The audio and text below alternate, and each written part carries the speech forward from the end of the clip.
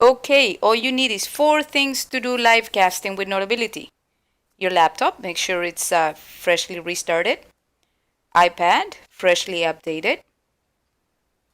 Cable, in working condition. And you're good to go.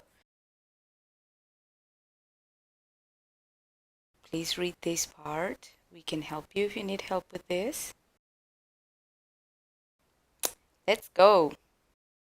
Find QuickTime. It's an app. You will know it's open when you see the top left of your screen. From Finder, it's changed to QuickTime.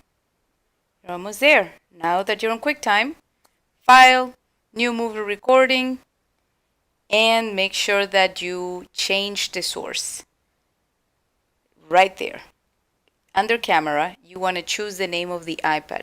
In my case, it's Profe. I open Notability, and you should see it now on the laptop. There it is. Now you're completely ready to go. When you're in Google Meet and you decide to share your screen, now only choose Application Window. Okay, select the iPad. You're ready to go, and you see me annotating the instructions to my new air fryer.